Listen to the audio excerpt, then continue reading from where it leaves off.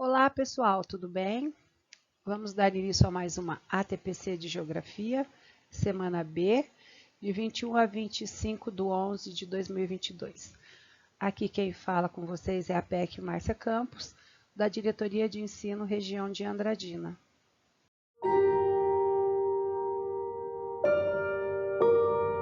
Convidamos crianças de diferentes idades para uma experiência. Esses meninos e meninas que não são atores terão que fazer uma cena muito comum que acontece no dia a dia de muitos brasileiros. Pode sentar. Tu já fez alguma cena alguma vez na tua vida? Não. Tá, hoje a gente vai fazer uma e bem simples, tá? Essa é a Glau e ela vai contracenar contigo. Você vai ter 2 minutos, você vai tentar decorar o máximo de frases que você conseguir e depois você vai falar olhando para ela, tá bom?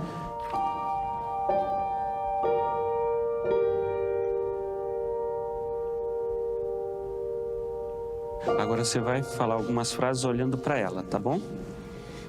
Quando você quiser. Eu não gosto da sua cor. Eu não gosto de gente da sua cor. Seu cabelo é horrível. Seu cabelo parece uma esponja. Eu não consigo. Você vai dizer isso olhando para ela, tá bom? Eu não consigo. É uma cena.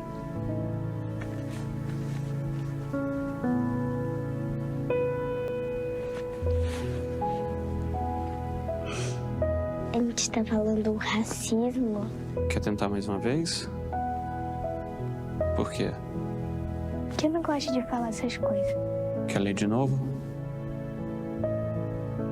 Por que não? Porque eu não acho certo. Errado? É que eu sou da mesma cor que ela. E eu já sofri bullying na escola. E eu também... Eu não gosto de falar isso para as pessoas. Eu me sinto mal. Como é que tu se sente dizendo isso pra ela? Eu sinto que eu tô sendo preconceituoso. Quem você acha que escreveu essas frases? Uma pessoa muito racista. Que acha que é melhor que todo mundo. Todo mundo é igual. Mas não percebem isso. E pra você, o que é preconceito? É você não respeitar as pessoas do jeito que a pessoa é. Preconceito é uma forma horrível de tratar as pessoas. Olha só, esses textos aí a gente tirou da internet, que pessoas reais falaram pra outras pessoas, né? Você já viu em algum lugar essas frases, por exemplo? Na escola já. Já. Essa pessoa estava sentada num banco. Chegaram para ela dizendo: tu é negra, tu é horrível. Tu não deveria estar aqui. Você conhecia essa pessoa? Sim, porque essa pessoa era eu.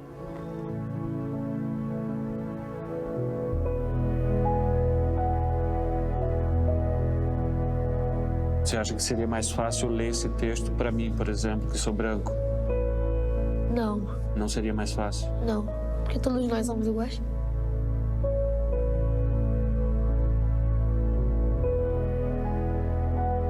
Ninguém nasce racista. Continue criança. Esse vídeo que eu passei é uma sensibilização para vocês, tá? Para estar refletindo, pensando, um vídeo bem bonito. Mexe bastante com o emocional da gente. E a TPC dessa semana é bem diferenciada, bem gostosa da gente conversar e falar sobre ela. É sobre consciência negra e a gente vai comemorar agora dia 20 de novembro e está tendo tantos projetos legais nas escolas, inclusive eu recebi convite de algum deles, eu vou estar mostrando aqui para vocês. Convites lindíssimos e plano também, tá? Aqui para vocês, eu vou mostrar o projeto da professora Conceição de Queiroz, da Escola Paulo Graça Bonilha, projeto interdisciplinar Consciência Negra. A Conceição me enviou isso aqui há alguns meses atrás e ela está desenvolvendo lá na Escola Paulo Graça Bonilha o projeto também da Consciência Negra. E ela está tendo parceria com todo o pessoal da escola, com todos os professores de todas as disciplinas. Parabéns, Conceição. Achei muito legal o seu projeto. Olha aí, pessoal, que lindo esse convite. Um convite destinado a mim, a Escola Urubupungá, lá de Ilha Solteira, convidando para prestigiar. O evento chama Orgulho Afro. Será realizado agora dia 17 e 18, né, de 2022, a partir das 13h30. Com certeza, se Deus abençoar, eu vou estar presente. Lindo convite. Linda iniciativa, né, do projeto também, do programa. Bacana. Também a escola Arno Hauser. Ela também mandou um convite direcionado aqui para nós, PECs, da Diretoria de Ensino. O nome do projeto deles é Manifestação pela Consciência Negra. A data, o pessoal ainda diz que vai mudar, mas eu já estou mostrando para vocês o convite, muito bacana. Terá exposições, oficinas, apresentação de danças e também será a partir das 12 horas. Com certeza, se Deus permitir, quero estar presente nesse evento. Quero aproveitar também a TPC dessa semana para mostrar para vocês 2 livros bem bacana. Zumbi dos Palmares, dentro dele há uns poemas muito bacana sobre o Zumbi dos Palmares,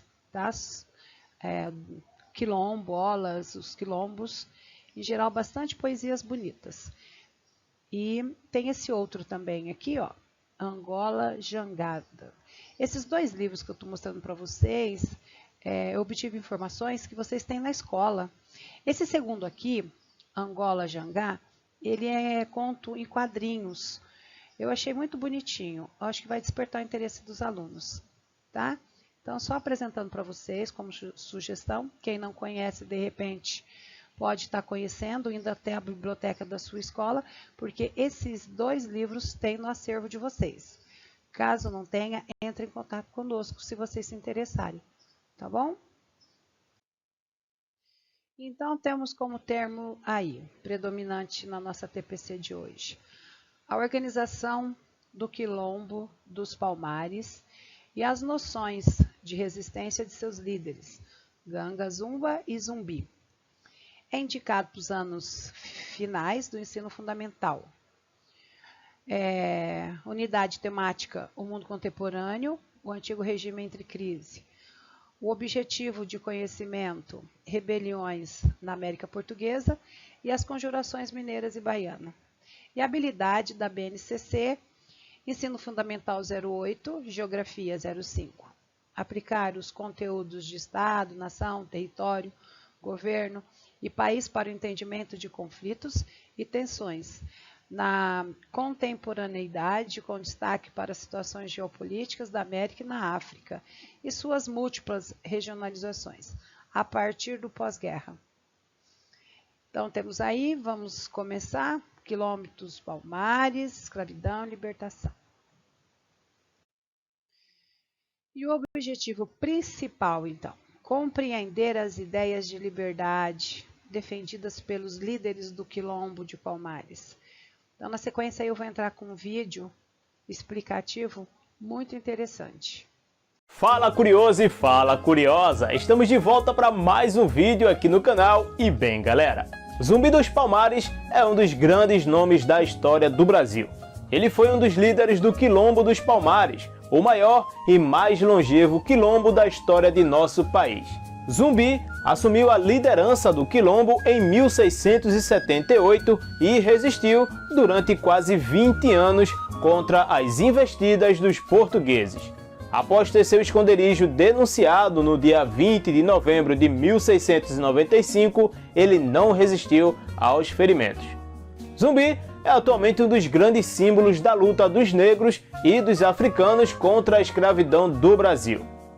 Desde que eu comecei a falar sobre a história do Brasil aqui no canal, muitos de vocês me pediram para falar sobre Zumbi dos Palmares. Inclusive, muitos ainda afirmaram que ele que lutava pela liberdade também tinha os seus próprios escravizados. Mas será que isso é realmente verdade ou isso aí foi história criada para denegrir a imagem, né, de Zumbi dos Palmares? Bem, é isso que nós vamos descobrir no vídeo de hoje e também tirar nossas próprias conclusões sobre esse tema tão delicado. Se você já gostou aí do vídeo, já gostou desse tema, então não esqueça de deixar o seu like e também se você caiu aqui de paraquedas, não se esqueça de se inscrever e ativar o sininho. Todo dia tem vídeo novo aqui esperando por você para que você venha ter mais conhecimento e agregar mais aí valor sobre fatos históricos, sobre curiosidades, tá bom? Meu nome é Alex Lima e seja muito bem-vindo ou bem-vinda ao canal Fala do Mundo. Antes de partirmos já para Zumbi dos Palmares, nós precisamos aí contextualizar o Quilombo dos Palmares, né? O Quilombo dos Palmares surgiu no final do século XVI e recebeu esse nome pela grande quantidade de palmeiras que existiam no local em que se desenvolveu a Serra da Barriga. Palmares era uma junção de mocambos, pequenas aldeias que os escravos fugidos formavam.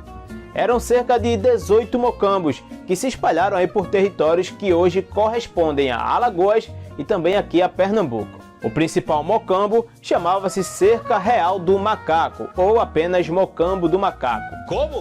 E chegou a reunir até 6.000 pessoas. O conjunto de mocambos que formou aí Palmares contou até com 20.000 habitantes. Tudo isso?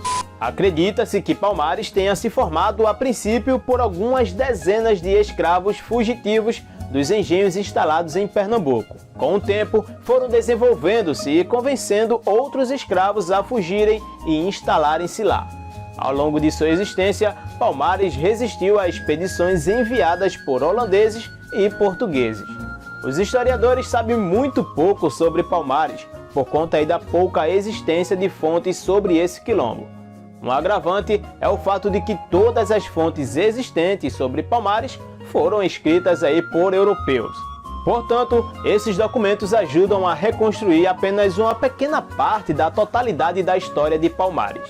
É como se o vizinho escrevesse a sua vida através do olhar dele e não do seu olhar. É você que passa pela luta, é você que passa pelos momentos bons ou ruins e é você que deve, né, escrever sobre a sua vida. É verdade. Mas isso aí não aconteceu com os mocambos e com o Palmares, né? Foram os europeus que escreveram sobre essa terra, né? Então tem um pouco de falta de credibilidade no que os europeus falaram. Mas prossigamos. A partir da década de 1630, Palmares passou por um grande crescimento devido aos conflitos entre holandeses e portugueses aqui no Nordeste. Quando os portugueses reconquistaram a região, novas expedições foram sendo organizadas e de maneira cada vez mais frequente. A decadência do quilombo deu-se a partir da década de 1680. A expedição que colocou fim ao Colombo foi a do bandeirante Domingos Jorge Velho, contratado aí para destruir Palmares. O bandeirante recebeu o direito de poder ficar com parte dos negros capturados e com algumas terras na região da Serra da Barriga. O Mocambo do Macaco acabou sendo destruído em 1694 e os sobreviventes fugiram e resistiram até o começo do século XVIII. Mas afinal, quem foi Zumbi dos Palmares? Um dos grandes personagens do Quilombo dos Palmares foi Zumbi. Ele ficou conhecido por ter sido um dos líderes do Quilombo e acabou pagando com sua vida por isso. Sabe-se pouquíssimo acerca da vida de Zumbi, e algumas das conclusões que eram consideradas verdades consolidadas até certo tempo são atualmente questionadas por alguns historiadores. Até certo tempo, estava consolidada certa história de que Zumbi tinha sido sequestrado na sua infância durante um ataque a Palmares e tinha sido criado por um padre que o nomeou de Francisco e o alfabetizou. Zumbi teria fugido na adolescência, retornado a Palmares e lá assumiu uma posição de liderança.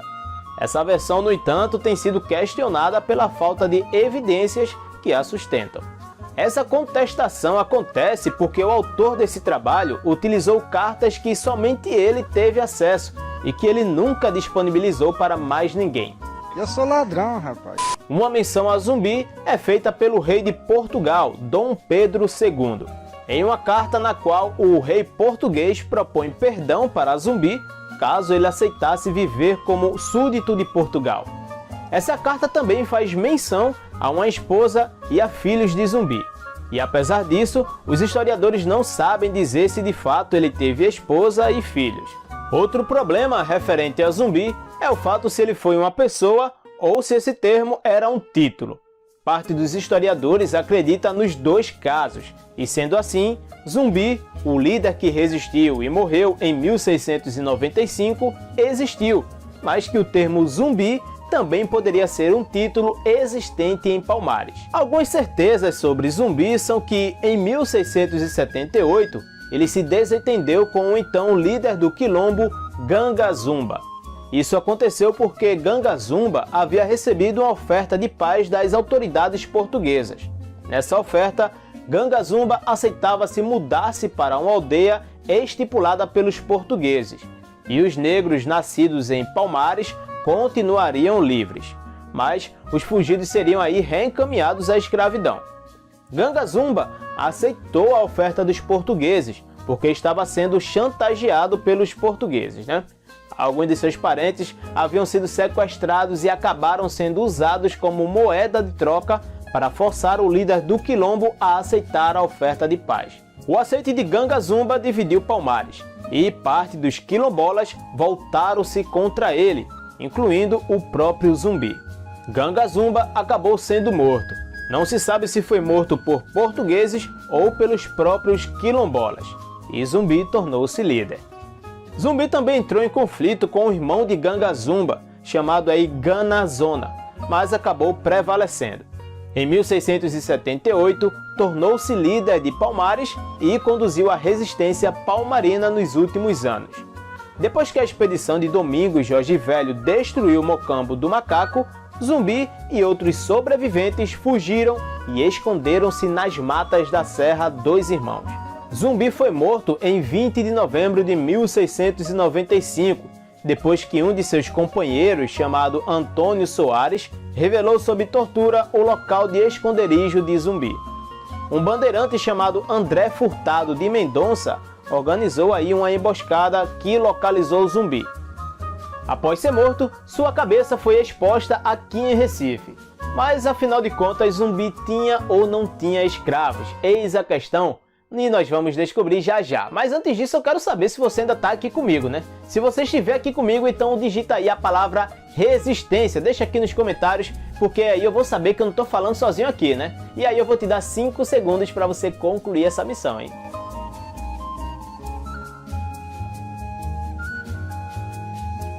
Muito obrigado pelo seu comentário e olha, pode deixar comigo que eu estarei agora mesmo deixando um coraçãozinho aí no seu comentário e também respondendo de forma bem caprichada, hein? Ai, que delícia!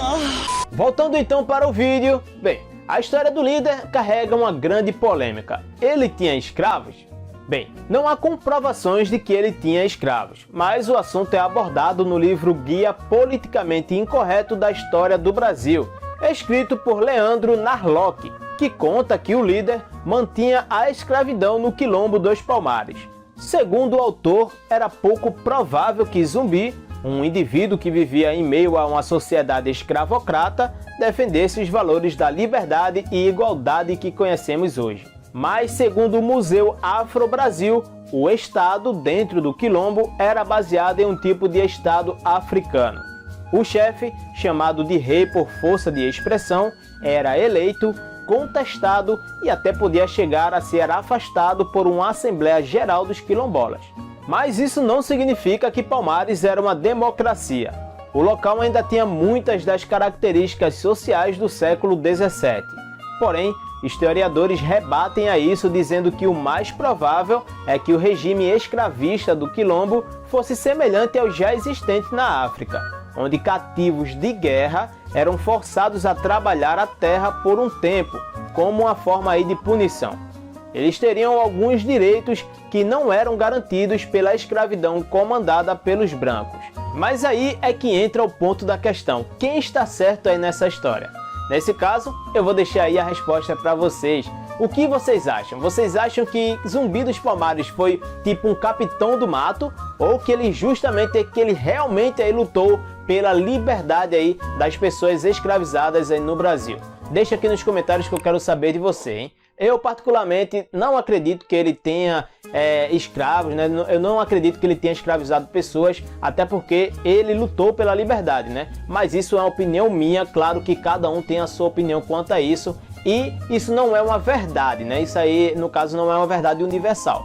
Possa ser que ele tenha escravizado pessoas e possa ser que não, né? Mas não há aí muitas evidências que comprovem isso. Então eu fico do lado de que ele foi sim um símbolo contra a escravidão, né? Mas aí vocês deixem nos comentários, claro, respeitando a opinião de todos, hein? Tô de olho em você. Caralho, o maluco é brabo. Se você gostou do tema de hoje, então não esqueça de deixar o like para que esse conteúdo alcance mais pessoas aí curiosas e amantes da história como você. Também compartilhe esse vídeo com seus amigos, também com a sua família, todos os amantes da história que você conhece. Tá liberada aí a opção de compartilhar, meu filho. Então compartilha aí pra geral, beleza? Uhul! Eu separei mais 2 vídeos incríveis que estão aparecendo agora mesmo aqui na sua telinha. Mais ou menos aqui, ó. É só você clicar e passar um pouco mais de tempo aqui comigo. Eu vou ficando por aqui e te espero para um próximo vídeo, hein? Fui! Escravidão no Brasil. Quem foi Zumbi dos Palmares? Zumbi foi um dos principais personagens do movimento negro contra a escravidão no país.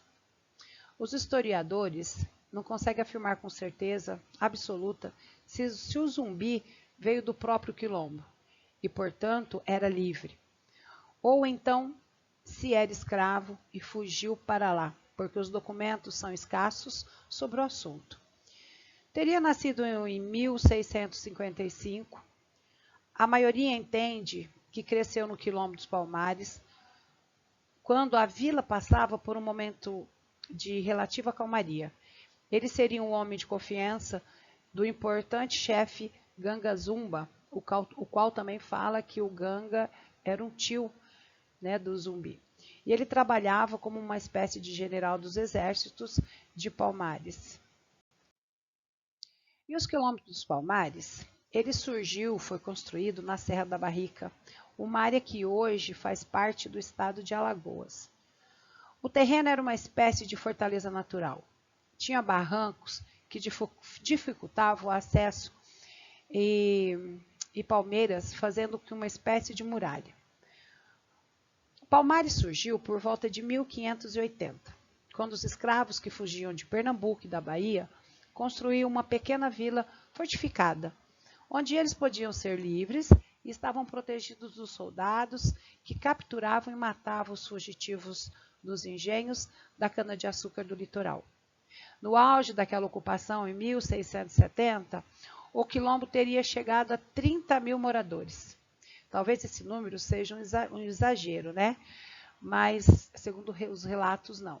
Então, mesmo depois da morte de Ganga, Zumba e de Zumbi, seus 2 maiores líderes, os escravos, ainda resistiam até o ano de 1710. E aí eu botei em evidência, tá, que vocês podem estar buscando na internet documentários. Esses documentários aí, ó, Aventuras na História Zumbi. Então tem várias coisas que a gente pode estar buscando na internet e se interagindo mais do assunto. E esse que eu pus em evidência para vocês estarem buscando, pesquisando. Aí dentro desse tema tem uma coisa que eu gosto muito, que aí eu pus como destaque aqui. A capoeira. A capoeira, ela é um patrimônio, né, da humanidade. A capoeira é uma manifestação cultural afro-brasileira muito conhecida em todo o mundo. Surgiu no passado colonial como uma prática de resistência à escravidão, assim como a formação de quilombos, rebeliões e suicídios. Por meio da capoeira, podiam praticar golpes, dançar e socializar, preservando referências de suas culturas. Em 2014, foi considerado pela Unesco como patrimônio imaterial da humanidade. O título deve colaborar para que a prática seja preservada e incentivada no Brasil e internacionalmente. Aí o próximo slide, eu gostaria que vocês escutassem uma música que foi em homenagem a Zumbi dos Palmares. Essa música quem canta é o grupo Boa Voz. E aí tem uma mensagem, um pensamento que eu quero que vocês também fixem nele depois de ouvir essa música, tá? Então, fugindo para Palmares, Ganga Zumba o recebeu. O quilombo estava em festa. Viva Zumbi Ganga, o rei. Então, o próximo slide vai ser um vídeo para vocês estarem também assistindo, refletindo, que logo depois, na sequência, tem 2 perguntas para vocês realizarem, tá?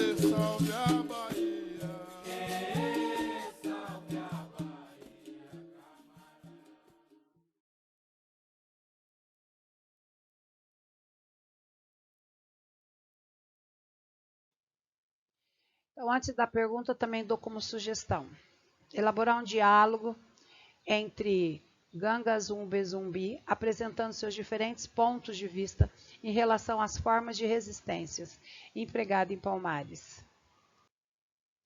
Então, eu falei anteriormente sobre 2 perguntas, mas corrigindo.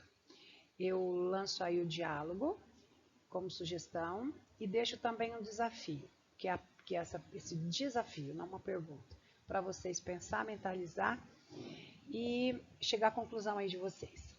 Como Ganga Zumba e o Zumbi pensaram em conquistar a liberdade dos povos de Palmares? Qual é a conclusão que podemos chegar aí? Devido à criação do Quilombo de Palmares, então fica aí a minha dica e a minha conclusão. E aí finalizamos a nossa TPC dessa semana. Que todos vocês estejam uma semana maravilhosa, abençoada. E chegamos ao fim. Um beijo a todos e obrigada pela participação.